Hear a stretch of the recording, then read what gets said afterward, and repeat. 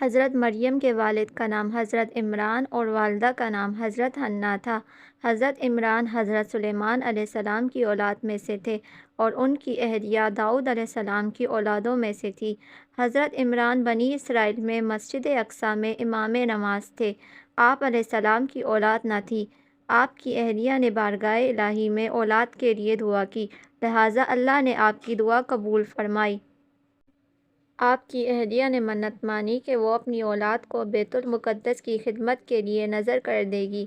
بنی اسرائیل کے ہاں روایت تھی کہ جو لڑکا اللہ کی نذر کر دیا جاتا وہ نہ شادی کرتا اور نہ دنیاوی مشاغل میں دلچسپی لیتا تھا، بلکہ عبادت گاہ میں عبادت میں مشغول رہتا۔ آپ کی اہلیہ نے اللہ سے بیٹے کے لیے دعا کی تھی، لیکن ان کے ہاں بیٹی کی پیدائش ہوئی۔ آپ نے ان کا نام مریم رکھا۔ حضرت مریم کی ولادت سے قبل ان کے والد وفات پا گئے تھے۔ آپ مسجد اقصیٰ کی خدمت کے لیے وقف کر دی گئی تھیں، اس لیے آپ کی والدہ نے آپ کو ایک کپڑے میں لپیٹ کر بیت المقدس کے علماء کے سامنے پیش کر دیا تاکہ وہ انہیں اپنی کفالت میں لے لیں، لیکن مجاورین کے درمیان اختلاف پیدا ہو گیا۔ ہر کوئی خود کو آپ کی کفالت کا زیادہ حقدار سمجھتا تھا۔ پھر یہ فیصلہ ہوا کہ مجاورین جس قلم سے توریت لکھتے ہیں اسے پانی میں چھوڑ دیں۔ جس کا قلم پانی کے بہاؤ میں بہنے کے بجائے الٹا بہے گا وہی آپ کی کفالت کا حقدار ہوگا۔ اس مقابلے میں زکریا علیہ السلام بھی شامل تھے۔ ان کی قلم کو اللہ نے پانی کے بہاؤ کے الٹا بہاؤ دیا اور وہ آپ کی کفالت کے حقدار ہو گئے۔ حضرت زکریا علیہ السلام کی بیوی حضرت مریم کی خالہ لگتی تھی، لہٰذا ان سے بہتر ان کی پرورش کوئی نہیں کر سکتا تھا۔ حضرت مریم دوسرے بچوں کی بنسبت تیزی سے بڑھتی رہیں اور جب آپ بڑی ہوئیں تو آپ کے لیے بیت المقدس میں ایک کمرہ مخصوص کر دیا گیا۔ یہاں حضرت زکریا علیہ السلام کے علاوہ اور کوئی نہیں جا سکتا تھا۔ آپ دن رات اللہ کی عبادت میں مشغول رہتیں۔ جب زکریا علیہ السلام آپ کے پاس آتے تو حیران ہوتے، کیونکہ آپ کے پاس بے موسم پھل موجود ہوتے، گرمیوں کے پھل سردیوں کے موسم میں اور سردیوں کے پھل گرمیوں کے موسم میں۔ جب زکریا علیہ السلام حضرت مریم سے پوچھتے کہ یہ پھل کہاں سے آئے، انہیں کون دیتا ہے، حضرت مریم فرماتی اللہ کے پاس سے۔ اللہ نے حضرت مریم کو اپنے پسندیدہ اور مومنہ بندوں میں شمار کیا ہے۔ حضرت مریم دن رات اللہ کی عبادت کرتی تھیں، یہاں تک کہ بنی اسرائیل میں مشہور ہو گیا کہ آپ پاکیزہ اور متقی خاتون ہیں۔ پھر ایک وقت آیا کہ جبرائیل علیہ السلام آپ کے پاس تشریف لائے۔ حضرت جبرائیل علیہ السلام آپ کے پاس انسانی شکل میں تشریف لائے تھے۔ آپ انہیں اپنے حجرے میں دیکھ کر پریشان ہو گئیں اور بولیں کہ میں تجھ سے رحمان کی پناہ مانگتی ہوں۔ حضرت جبرائیل علیہ السلام نے آپ کو تسلی دیتے ہوئے اور پیغام الہی سے باخبر کرتے ہوئے فرمایا کہ میں تو تیرے رب کا فرشتہ ہوں اور آپ کو ایک پاکیزہ اور مبارک و مسعود بچے کی ولادت کی خوشخبری دینے آیا ہوں۔ حضرت مریم کو انتہائی تعجب ہوا اور بولیں کہ یہ کیسے ممکن ہے؟ مجھے کسی آدمی نے چھوا تک نہیں اور نہ میں کوئی بدکار عورت ہوں۔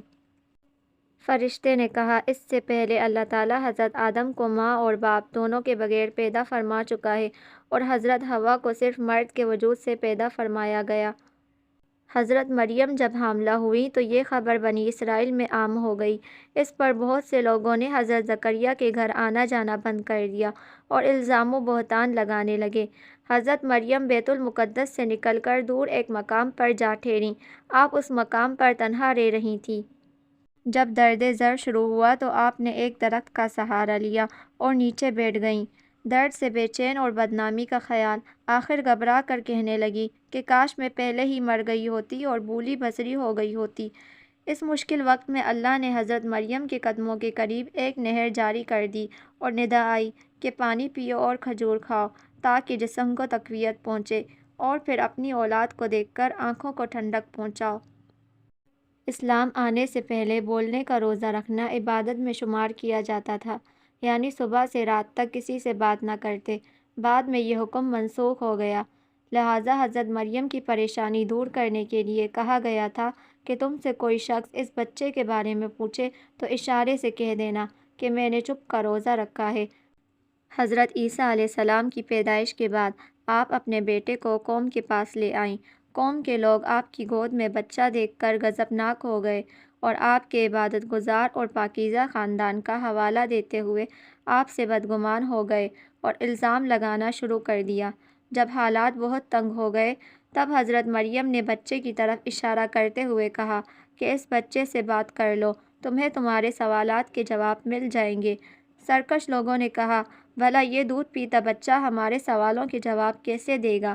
اچانک عیسیٰ علیہ السلام نے بولنا شروع کر دیا اور فرمایا کہ بے شک میں اللہ کا بندہ ہوں، مجھے اس نے کتاب دی ہے اور نبی بنایا ہے اور بابرکت بنایا ہے جہاں کے لیے، اور مجھے نماز اور زکوٰۃ کی وصیت کی ہے جب تک میں زندہ ہوں، اپنی ماں کے ساتھ نیکی کرنے والا، اور مجھے سرکش اور بدبخت نہیں بنایا، اور سلامتی ہے جس دن میں پیدا ہوا اور جس دن مروں گا اور جس دن زندہ کر کے اٹھایا جاؤں گا۔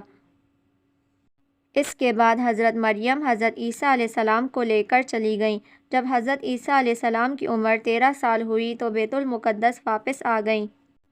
روایتوں میں حضرت مریم کی تاریخ وفات 35 عیسوی اور عمر 51 سال لکھی گئی ہے۔ آپ وہ واحد خاتون ہیں جن کا نام قرآن مجید میں موجود ہے۔